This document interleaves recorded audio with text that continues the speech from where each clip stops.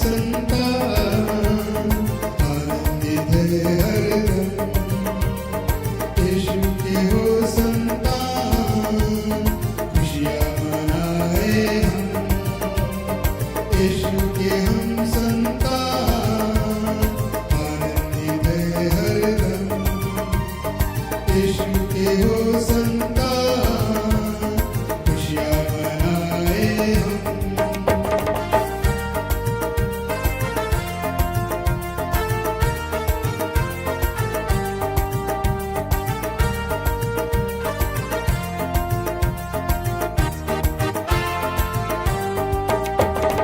हर पल में हर क्षण में यीशु में हो तुम मगन। हर पल में हर क्षण में यीशु में हो तुम मगन। हम यीशु में होंगे मगन। हम यीशु में होंगे मगन। यीशु के हम संतान आनंदित है हरदम। यीशु के हो संतान खुशियाँ मनाए हम।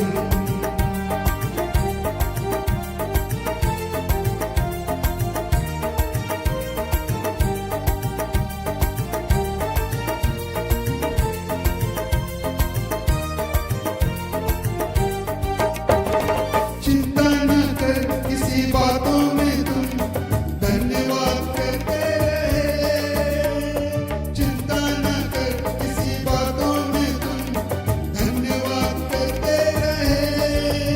हम धन्यवाद करते रहे। हम धन्यवाद करते रहे। यीशु के हम संतान आनंदित है हरदम। यीशु के हो संतान खुशियाँ मनाए हम।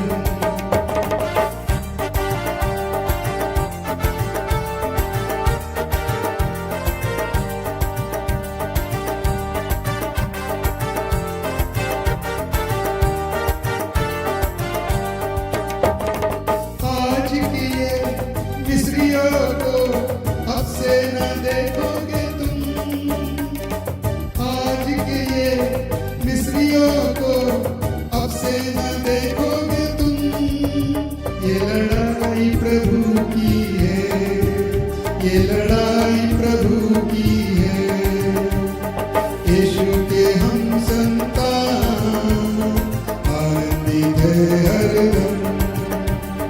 यीशु के हो संतान खुशियाँ मनाए हम।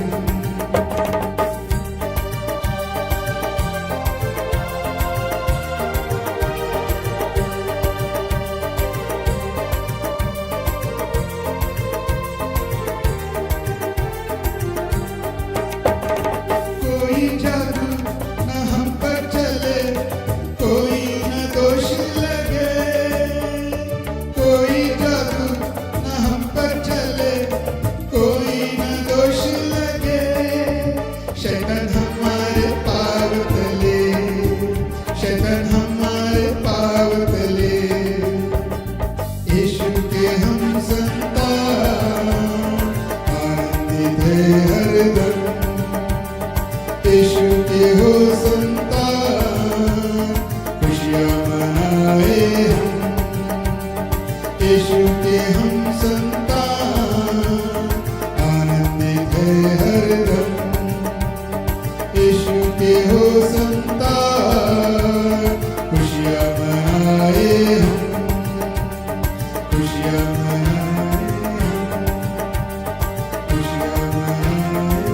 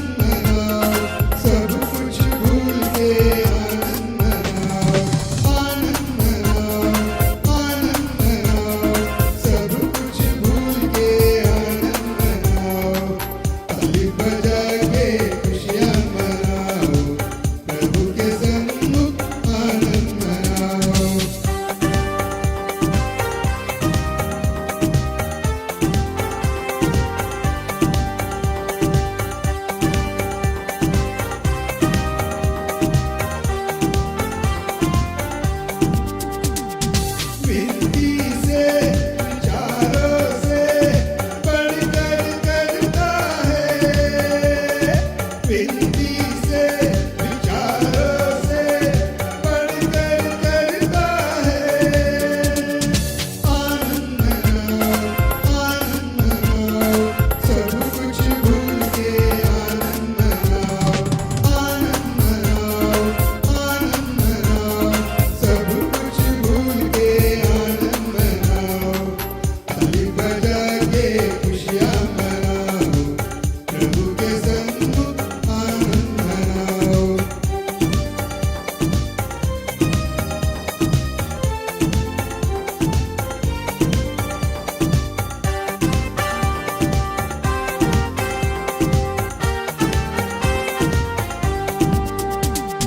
भयभीत ना हो, मैंने छुड़ाया तुझे, तू है मेरा अपना।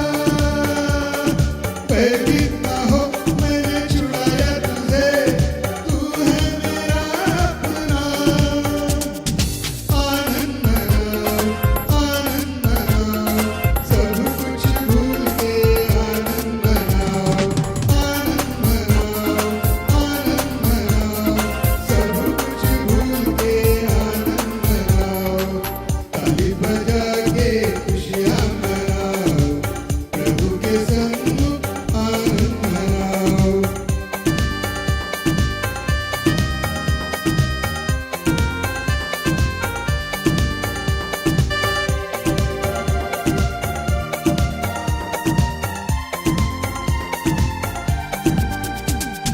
निश्चय भलाई और करुणा जीवन भर साथ सदा। निश्चय भलाई और करुणा जीवन भर साथ सदा। आनंद मनाओ, सब कुछ भूल के आनंद मनाओ। आनंद मनाओ, सब कुछ भूल के आनंद मनाओ।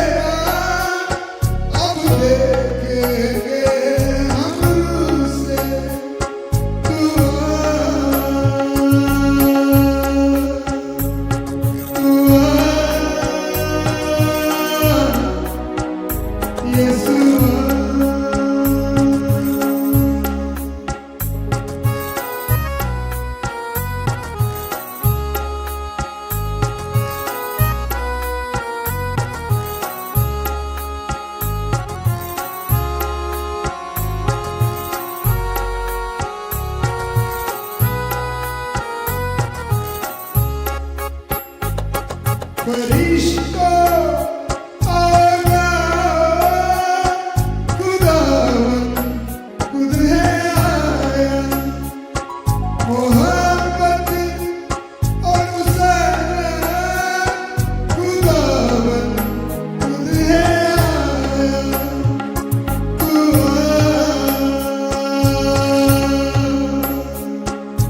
आ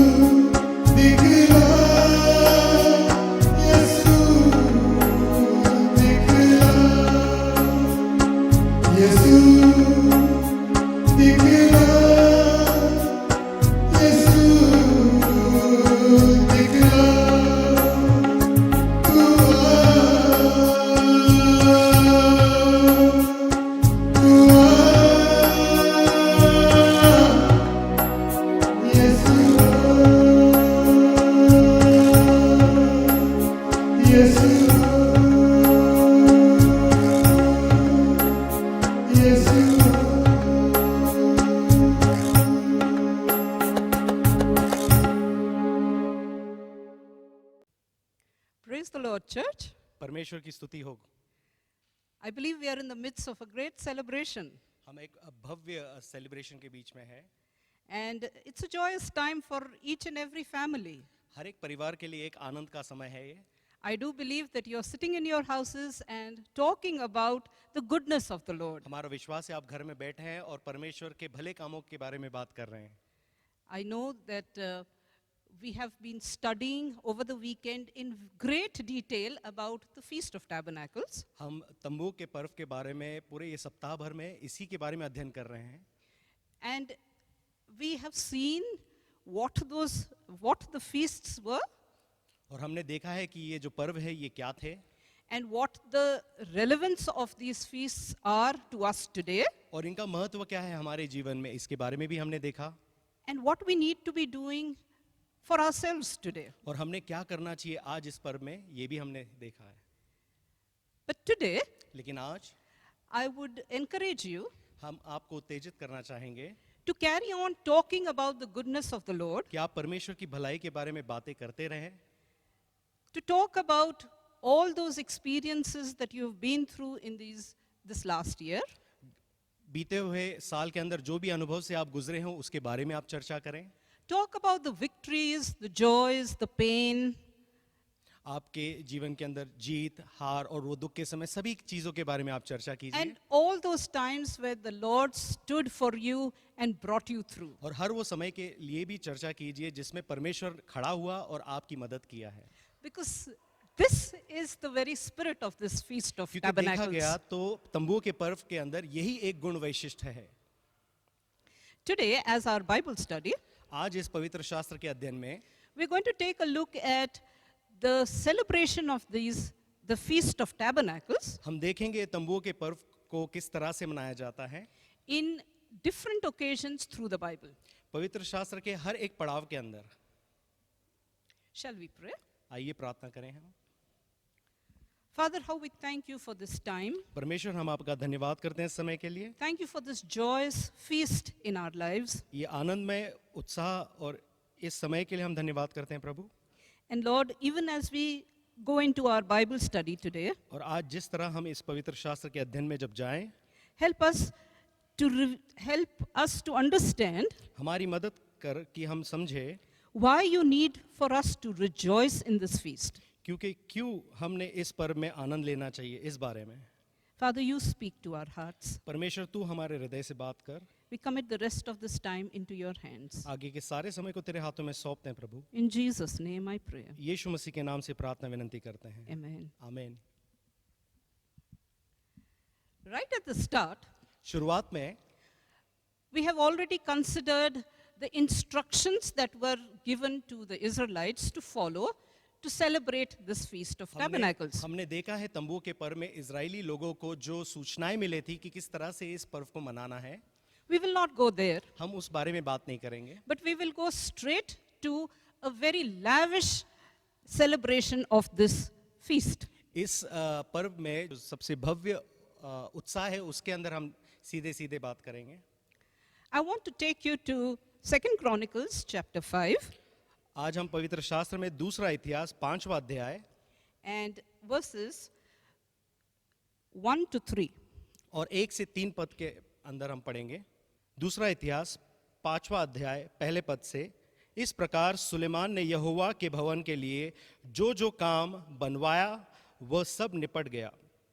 तब सुलेमान ने अपने पिता दाऊद के पवित्र किए हुए सोने चांदी और सब पात्रों को भीतर पहुंचाकर परमेश्वर के भवन के भंडारों में रखवा दिया। तब सुलेमान ने इज़राइल के पुरानियों को और गोत्रों के सब मुख्य पुरुष जो इज़राइलियों के पितरों के घराने के प्रधान थे, उनको यरूशलेम में इस मनसा से इकट्ठा किया कि वे यहोवा की वाचा का संदूक दाऊदपुर से अर्थात सिय्योन के ऊपर लिवा ले आए। सब इज़राइली पुरुष 7वें महीने के पर्व के समय राजा के पास इकट्ठा हुए। The festival in the 7th month. जो हम देखते हैं यहाँ पर उत्साह जो मनाया जा रहा था 7वें महीने में, I am sure it has clicked in your mind. हम विश्वास करते हैं कि आपके मन के अंदर ये कुछ बातों को उजागर किया होगा। This is the Feast of the Tabernacles. ये तंबुओं का पर्व है। Solomon had built this temple, अब सुलेमान राजा ने ये मंदिर बनवाया था, this magnificent temple for the name of the Lord. ये भव्य मंदिर जो बनाया था परमेश्वर के लिए, And it took him 7 long years. और इसे बनने में 7 साल लगे। But the 11th year when it was completed in the 8th month. जब 11वें साल में ये पूरा हुआ तब देखा गया तो 8वां महीना चल रहा था। Which means इसका मतलब he waited 11 months इसका to मतलब dedicate the temple, तब वो 11 महीने रुका इस मंदिर के समर्पण के लिए, because it says क्योंकि यहाँ that, कहता है that he came together, the Israelites came together at the time of the festival in the 7th month. क्योंकि हम यहाँ पर देखते हैं कि इजरायली सारे लोग पर्व के समय में 7वें महीने में यहाँ पर पहुंचे। So it took him 11 months to make preparations, तो 11 महीने लग गए इसकी तैयारी करने में, and that's why you know it was a really extravagant, lavish celebration. इसलिए हम कह सकते हैं ये काफी भव्य और काफी धूमधाम का उत्साह था। We'll go on to see हम आगे देखेंगे that the priests and the Levites कि याजक और लेवीय लोग, carried up the ark of the Lord. जो याजक थे, जो लेवी लोग थे, उन्होंने परमेश्वर के संदूक को उठाया।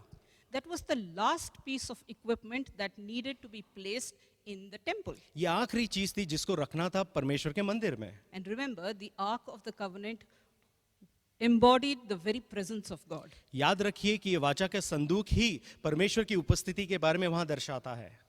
So he considered more important that the ark of the Lord entered into the temple in the Feast of the तो Tabernacles. उसने बड़े ध्यान से तंबू के पर्व में ही सोचा और विचार के साथ में ये वाचा का संदूक उस मंदिर में रखवाया। It says यहाँ कहा गया है that he sacrificed so many sheep and cattle that they could not even be recorded. कि यहाँ पर लिखा गया है कि उसने इतने अर्पण किए जिसका कोई हिसाब ही नहीं लिखा हुआ है यहाँ पर। So the priests brought the ark of the Lord. तो याजक जाकर वाचा का संदूक लेके आता है, They're carrying it into the temple, वो मंदिर में उसको लेके आते हैं and the sacrifices are being done. और अर्पण जो है वहाँ किया जाता है। And you can just imagine it's such a gory sight. अगर आप देखोगे तो इसका दृश्य बड़ा ही भयानक है, But लेकिन the priests and the singers and the trumpeters were all rejoicing. लेकिन गीत गाने वाले, तुरई बजाने वाले, याजक जन सभी लोग इसमें आनंद करते हैं। There were 120 priests that were sounding trumpets with one accord.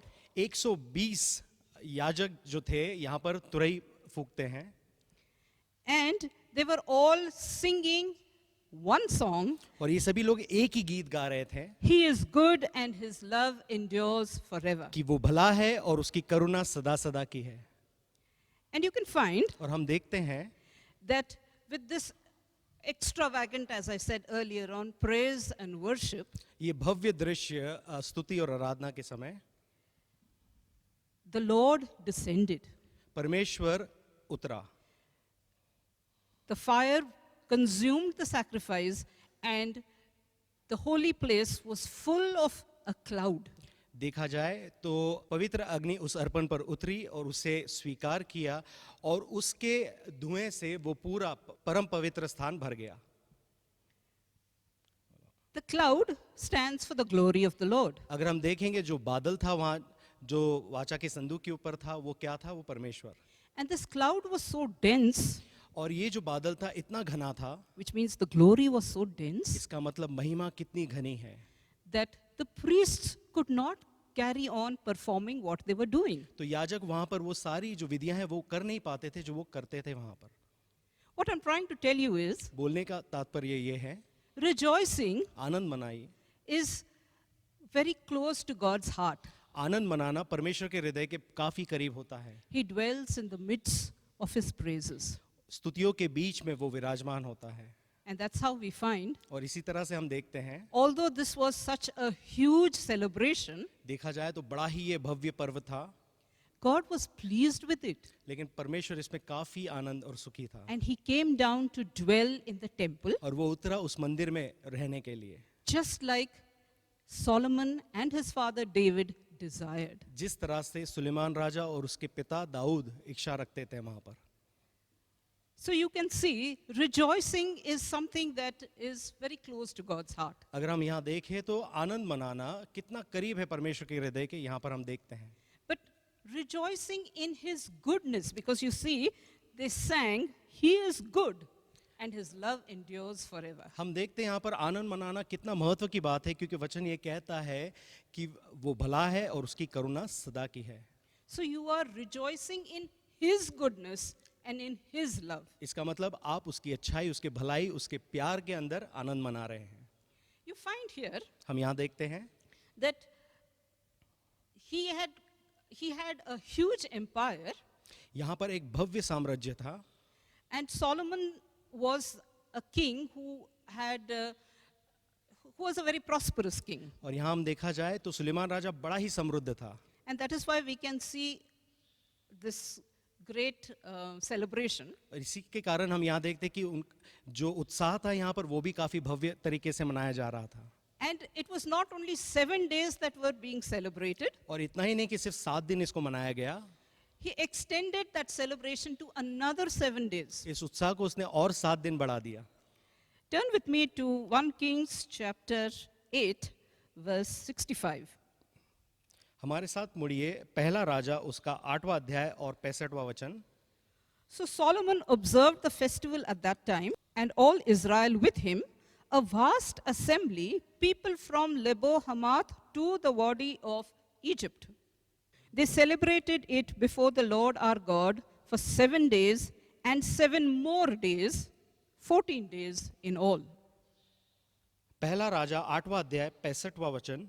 और सुलेमान ने और उसके संग समस्त इज़राइल की एक बड़ी सभा ने जो हमात की घाटी से लेकर मिस्र के नाले तक के सब दिशाओं में इकट्ठा हुई थी, 2 सप्ताह तक अर्थात 14 दिन तक हमारे परमेश्वर यहोवा के सामने पर्व को माना, और 8वें दिन उसने प्रजा के लोगों को विदा किया। If you see, this empire अगर हम देखें ये साम्राज्य was the land that was promised to Abraham, his forefather. ये वो भूमि थी जो इब्राहिम को परमेश्वर ने वादा किया था देने का। And you find और हम यहाँ देखते हैं that it was a vast empire, ये बड़ा ही साम्राज्य था and there were a lot of people who came from all the different promises up to Jerusalem. और काफी जगहों से लोग यहाँ पर आते थे यरूशलेम में। So in my mind, I'm thinking तो मेरे मन में मैं ये सोचती हूँ the feast of the tabernacles ये जो तंबू का पर्व है to be celebrated by all kinds of people देखा जाए तो इसको मनाना सभी लोगों ने है, started here. यहाँ पर शुरुआत हुई। And then after 14 days, there was a assembly. और उसके बाद में 14 दिन के बाद में यहाँ पर एक सम्मेलन हुआ। And after that, और उसके बाद the king blessed the people and they left from that place happy. राजा ने उन सारे लोगों को आशीर्वाद दिया और उन सभी लोगों ने वहां से विदा लिए। And they were glad in their heart for the good things the Lord had done for his servant David and his people Israel. और वो सारे लोग बड़े खुश थे उनके हृदय के अंदर जो परमेश्वर ने उनके लिए किया था और जो दाऊद के घराने ने उनके लिए किया था। So he has combined the feast of tabernacles with the dedication of the temple. तो देखा जाए तो यहाँ पर मंदिर के समर्पण के साथ में तंबू के पर्व को उसने जोड़ दिया। He celebrated the feast of tabernacles उसने तंबू के पर्व को तो मनाया and he brought down the presence of God, और साथ ही साथ परमेश्वर की उपस्थिति को भी वहां पर बुलाया। because as we saw earlier on, the temple was filled with the glory cloud. कि हमने जो पहले देखा कि परमेश्वर की महिमा के बादल से वो जगह भर गई थी। But लेकिन in spite of this grand celebration, इस भव्य उत्सव के बाद में भी there is another place in the Bible which says that the people had great joy in celebrating this feast. एक और जगह जहां पर इसका विश्लेषण किया है कि जहां लोगों ने बड़ा आनंद मनाया इस पर्व के अंदर, And such joy that they had not experienced from the time of Joshua, who had started the celebration of these तो feasts. देखा जाए तो उन्होंने इतना आनंद कभी मनाया नहीं था। वो बात से शुरुआत से अगर हम देखें जहां पर योशुआ ने इसको मनाया था, Which means this celebration that we are coming to was greater than the celebration that Solomon had at the dedication of the temple. इसका मतलब हम देखा जाए तो ये वो भव्य सम्मेलन था जो सुलेमान राजा ने मनाया उससे भी काफी अधिक। Maybe it was not so big in size. शायद से वो मात्रा में इतना बड़ा नहीं होगा, Maybe it was not so extravagant like Solomon. शायद से वो सुलेमान राजा की तरह धूमधाम से नहीं मनाया होगा, But the Bible says, लेकिन पवित्र शास्त्र कहता है from the days of Joshua until that day, the Israelites had not celebrated it like this, and their joy was very great. हम देखते हैं नेहमाया के 8वें अध्याय के 17वें भाग के दूसरे भाग में नून के पुत्र यहोशुआ के दिनों से लेकर उस दिन तक इजरायलियों ने इसे नहीं किया था और इस समय बहुत बड़ा आनंद हुआ। So what is this celebration? तो इसका मतलब ये क्या है ये उत्सव? Let me give you a background of this chapter. एक थोड़ी सी पार्श्वभूमि हम इसके बारे में जानते हैं। The Israelites had come back to Jerusalem, Israeli लोग यरूशलेम वापस आए and thanks to Nehemiah, the walls of Jerusalem were built. और नेहमाया का धन्यवाद हो कि यरूशलेम के जो दीवार थी उसका काम पूरा हुआ। Now, in exile for almost 70 years, the Israelites had forgotten all about the feasts. जंगल के अंदर इजरायली लोगों ने ये सारी बातों को भूल गए थे इस पर्व के बारे में। History says that Nebuchadnezzar had captured all these people and taken them with him to Babylon. इतिहास कहता है नबुकदनेस्सर राजा ने इन सारे लोगों के ऊपर ताबा किया और इन सभी लोगों को अपने साथ बेबीलोन के साम्राज्य में ले गया। Now the Babylonians were very cruel people. अगर हम देखें तो बेबीलोनियन जो लोग थे वो बड़े ही क्रूर थे। So when these people came back to Jerusalem after 70 years of exile, जब ये सारे लोग फिर से यरूशलेम आए इस वीराने से होकर, they tasted that freedom and it tasted really good. इन्होंने वो सारी आज़ादी का आनंद किया और उसमें वो बड़े आनंद हुए। After they had settled in their towns in and around Jerusalem, उनके नगर के अंदर जब वो अच्छे से रहने लगे, Ezra and Nehemiah thought it right to introduce the book of the law of Moses to these people. इज़रा और नेहमाया ने ये समय को काफ़ी अच्छे से जाना कि ये समय है जिसके अंदर वो नियम की पुस्तक का यहाँ पर वो विस्तार करें. And according to chapter 8, Nehemiah, verse 2, so on the first day of the 7th month, Ezra the priest brought the law before the assembly, which was made up of men, women, and all who were able to understand. नेहमाया इसका 8वां अध्याय और दूसरा पद ये कहता है, तब Ezra याजक 7वें महीने के पहले दिन को क्या स्त्री क्या पुरुष जितने भी सुनकर समझ सकते थे उन सबों के सामने व्यवस्था को ले आया.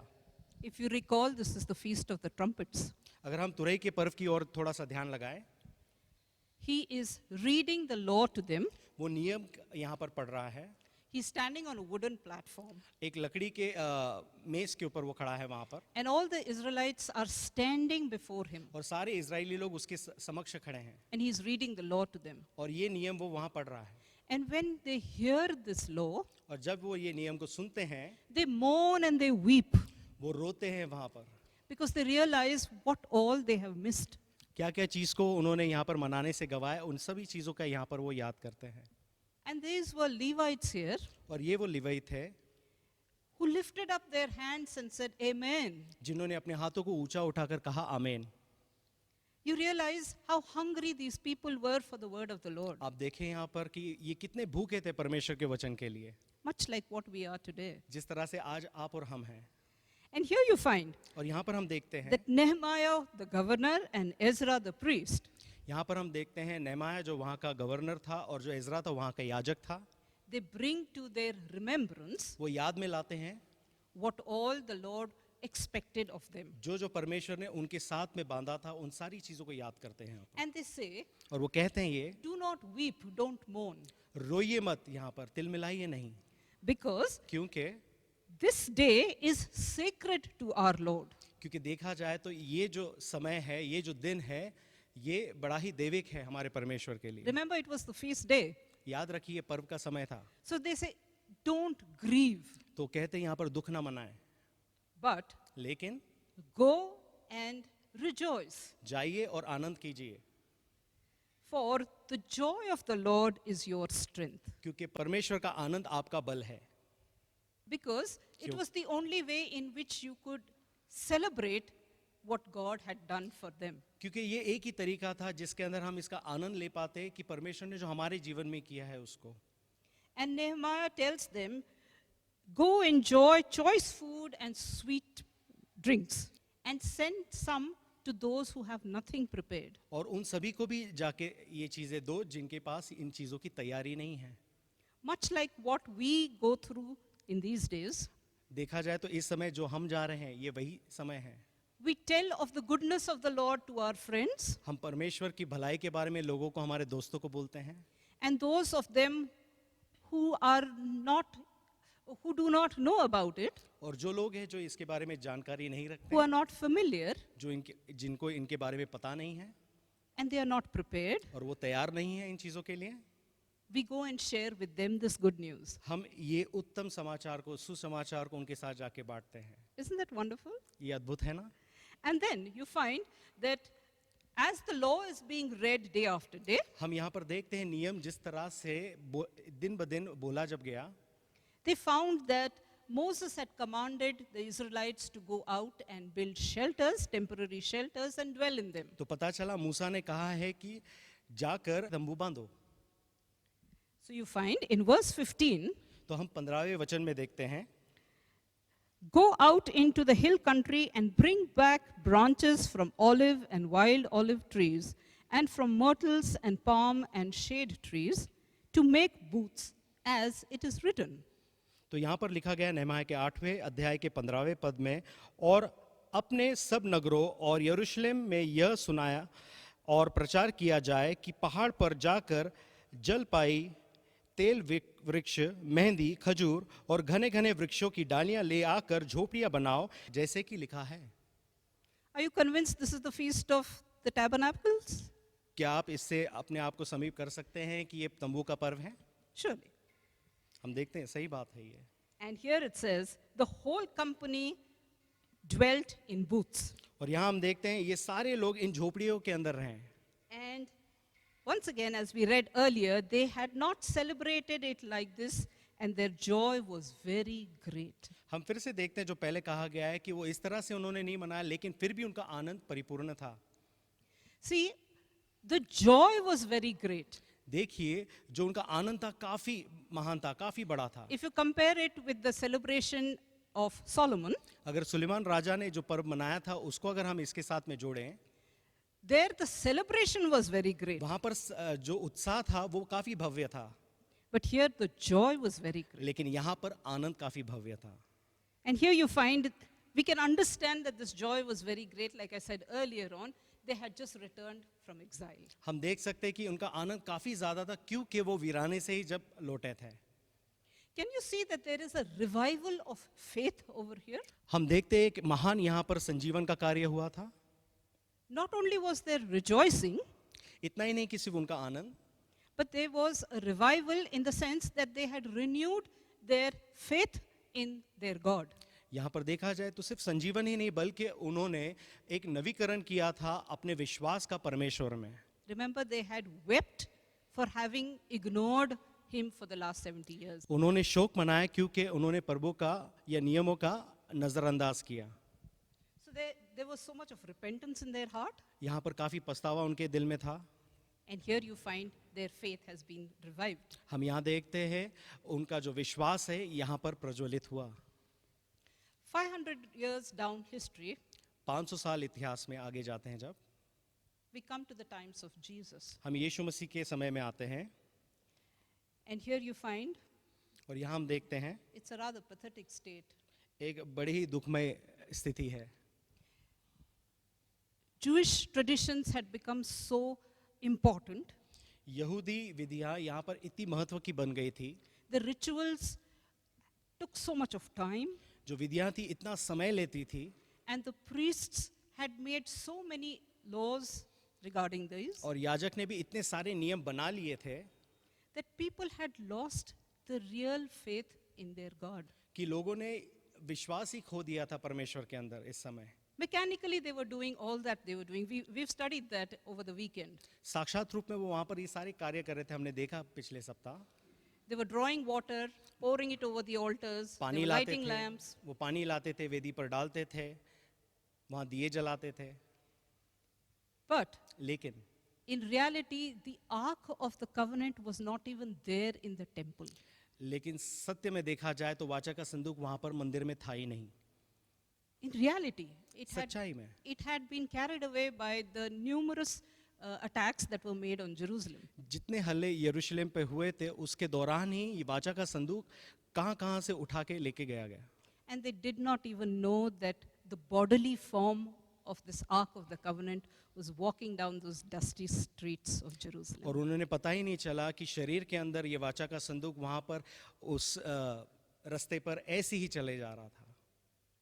And you find in chapter 7 of John, हम यूहन्ना के 7वें अध्याय में देखते हैं where everybody is going up to celebrate the Feast of सब Tabernacles, लोग पर्व तंबू का पर्व मनाने के लिए जा रहे थे, and Jesus did not go. लेकिन यीशु मसीह वहाँ नहीं जाते हैं. But somewhere in the middle of the feast, लेकिन पर्व के मध्य में ही हम देखते हैं you find that he goes up to the temple and is teaching हम the पाते Jews. हैं कि यीशु मसीह वो मंदिर के भीतर थे और वहाँ पर वो सिखा रहे थे. He was teaching them about who he was and who had sent him. वो लोगों को ये सिखा रहे थे कि वो कौन है और किसने उसे भेजा है. But they did not believe. लेकिन उन्होंने फिर भी विश्वास न किया. They were looking for ways to trap him. वो रास्ता ढूंढ रहे थे कि किस तरह से हम इसको दबोचें. Isn't that pathetic? कितना बुरी बात है. A pathetic way to celebrate a feast. देखा जाए तो तंबू का पर्व मनाने के लिए कितनी खराब बात है ये. And then from there, 2,000 years ahead, और यहाँ पर हम देखते हैं 2000 साल आगे we come to where we are today. आज जो हम यहाँ हैं उस स्थिति में आते हैं And we are celebrating the Feast of Tabernacles. और आज हम ये तंबू का पर्व मना रहे हैं. I want to remind you of a prophecy, मुझे आपको याद दिलाना है एक प्रोफेसी के बारे में. Zechariah chapter 14, जकराया उसका 14वां अध्याय where Zechariah, after the return of the exiles, हम देखते हैं वीराने से लौटकर जब जकरयाह आता है, he's telling the people वो लोगों से ये कहता है that there will be a time कि एक समय ऐसा आएगा if any of the peoples of the earth do not go up to Jerusalem to worship the King, the Lord Almighty, they will have no rain. और पृथ्वी के कुलों में से जो लोग यरूशलेम में राजा अर्थात सेनाओं के यहोवा को दंडवत करने के लिए न जाएंगे, उनके यहाँ वर्षा न होगी। So we are celebrating a day when he will be accepted as the Lord Almighty, the King. तो हम वो पर्व मना रहे हैं जहां पर यीशु मसीह इस पर्व का राजा बोल के देखा जाए। And और this will be the punishment of Egypt and all those nations that do not go up to celebrate the Feast of Tabernacles. और यदि मिस्र के कुल वहां से ना आए तो क्या उन पर वह मरी पड़ेगी, जिससे यहोवा उन जातियों को मारेगा जो झोपड़ियों में पर्व मनाने के लिए न जाएंगे। So we are making a head start. तो हम यहाँ पर शुरुआत कर रहे हैं। But in लेकिन- Jerusalem today, लेकिन यरूशलेम में आज देखा जाए, there are people who have come up to Jerusalem from all parts of the world, यरूशलेम में आज लोग विभिन्न जगहों से आते हैं दुनिया के, and they are celebrating as a fulfillment of this particular prophecy. और ये जो यहाँ पर हम देखते हैं प्रोफेसी, इसके पूर्णता के अंदर वो आज वो पर्व मना रहे हैं वहाँ पर। They have started celebrating, realizing that eventually someday people from all over the world will come up to Jerusalem to celebrate this feast. उन्होंने उत्साह वहाँ पर मनाना शुरू कर दिया है, ये विश्वास के साथ कि जगह जगह से दुनिया भर से सारे लोग वहाँ पर एक दिन पहुँचेंगे और इस पर्व को मनाएंगे। Isn't that wonderful? ये अद्भुत है ना? And we are celebrating in spirit. और हम भी यहाँ पर आत्मा में इसका आनंद ले रहे हैं। And now I take you to one last celebration. और एक और यहाँ पर हम उत्साह में जाएंगे। This is a celebration that is prophetic. ये वो उत्साह है जो संदेशात्मक है। In the book of Revelations, प्रकाशित वाक्य में हम देखते हैं, there is a celebration of the wedding feast of the Lamb. हम वहाँ पर उत्साह देखते हैं मेमने के विवाह का। And who's this Lamb? और कौन है ये वो मेमना? Of course, we know it's Jesus. हम खुद जानते हैं ये सारी बात कि ये यीशु मसीह है। And who is he going to be married to? और वो किससे विवाह करेंगे? The bride, which is the church. कौन दुल्हन है? वो है कलीसिया। Let's read. आइए पढ़े हम इसे। Revelation chapter 19, verses 7 and 8. प्रकाशित वाक्य 19वां अध्याय 7वां और 8वें पद से पढ़ें। आओ हम आनंदित और मगन हो और उसकी स्तुति करें, क्योंकि मेमने का ब्याह आ पहुंचा और उसकी पत्नी ने अपने आप को तैयार कर लिया और उसको शुद्ध और चमकदार महीने मलमल पहने का अधिकार दिया है, क्योंकि उस महीन मलमल का अर्थ पवित्र लोगों के धर्म के काम है। If you remember, over the weekend we also studied हम अगर याद करें कि हमने जो सप्ताह के अंत में जो सीखा, that the Feast of Trumpets was likened to, or shall we say, was compared to the rapture. तुरई का जो पर्व है इसको हम किस तरह से देखते हैं? जैसे स्वर्गारोहण। The groom is coming for his bride, दूल्हा दुल्हन को लेने आ रहा है and we saw और हमने देखा that the bride, that is the church of the Lord Jesus, और जो दुल्हन है जो यीशु मसीह की वधू है has been raptured.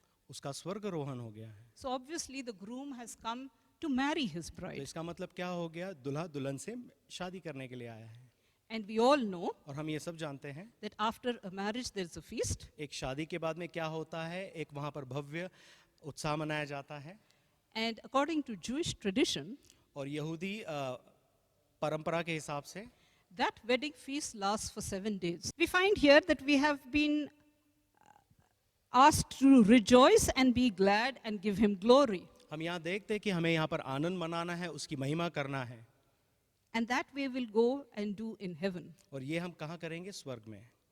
So there is more rejoicing to take place in the days ahead. तो अगर हम देखें आने वाले समय में और ज़्यादा हम आनंद मनाने वाले हैं। So right through the Bible, तो देखा जाए तो पूरे पवित्र शास्त्र से जब हम जाते हैं, all the feast of tabernacles जो तंबू के पर्व है that we have mentioned right now, जो हमने देखा है विभिन्न जगहों पर जिस तरह से मनाया, the key word is rejoice. जो मूल शब्द है वो है आनंद मनाओ। And so तो We need to rejoice day after day, celebrating what God has done for us. तो हमें रोजाना आनंद मनाना है किस बात का कि परमेश्वर ने हमारे जीवन में क्या किया है उस बारे में। Now you must be looking at me and saying, how do you do that day after day after day? आप हमें देखकर ये कहते रहेंगे कैसे हम इसको रोज बनाएं, कैसे दिन ब दिन इसको बनाएं। I mean, we'll dance, we'll sing, we'll eat, we'll distribute, we'll tell. क्या हम नाचे, गाए, खाए या लोगों को सारी चीजें बांटें, And day after day, और वो भी दिन प्रतिदिन। you know, habits take us longer than our desires. हमारी आदतें हमारी इच्छाओं से परे ले जाती है। There was a rabbi एक रब्बी था who explained how a habit of generosity can be developed. उसने दर्शाया किस तरह से देने की जो आदत है वो कैसे आशीष लाती है। 1,000 gold coins were to be given. 1000 सोने के नाणे देना चाहा गया था। You could give it at one time, आप उसको एक समय में एक साथ दे सकते हैं, or you could give one coin every day for 1,000 days.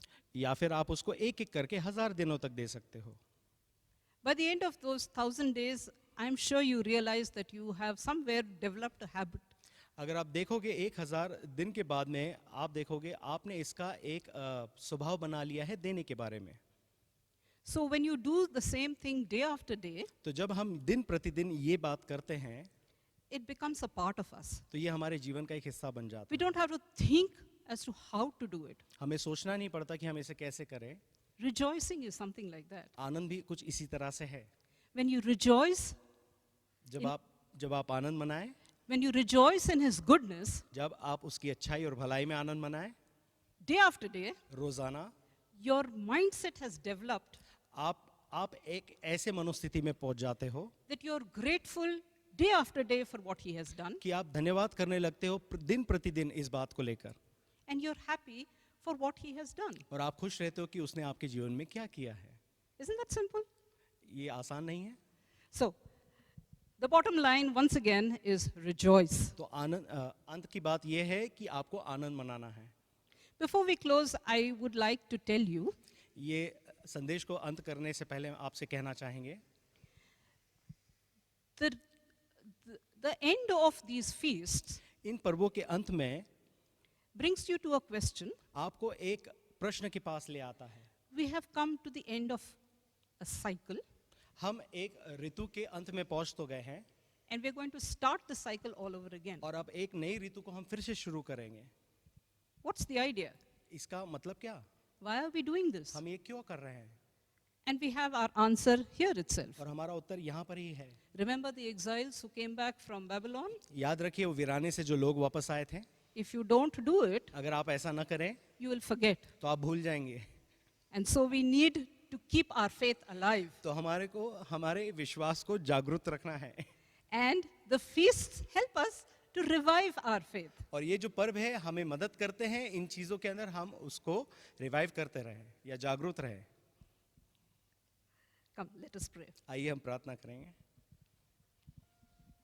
Father, how we thank you for this time धन्यवाद करते पिता इस समय के लिए of you speaking to us कि आज आपने हमसे बात की from your word. आपके शब्दों से प्रभु। You have helped us to understand how rejoicing is so important for us. आपने हमारी मदद की है कि आनंद मनाना कितना जरूरी हमारे जीवन में है। Thank you, Lord, that we have understood and we will continue to rejoice in you. धन्यवाद करते प्रभु इस वचन के लिए और हम आगे के समय में आनंद करते रहेंगे ऐसा विश्वास के साथ कहते हैं। Yes, Lord, you are good and your mercy endures forever. हाँ प्रभु तू भला है और तेरी करुणा सदा सदा की है। Help us to continue rejoicing in this fact हमेशा हमारी मदद करके हम इस बातों में हमेशा मनन करें that you are good and your love endures forever. कि तू सदा भला है और तेरी करुणा सदा सदा की है। In Jesus' name I pray. यीशु मसीहा के नाम से प्रार्थना विनंती करते हैं। Amen. आमीन।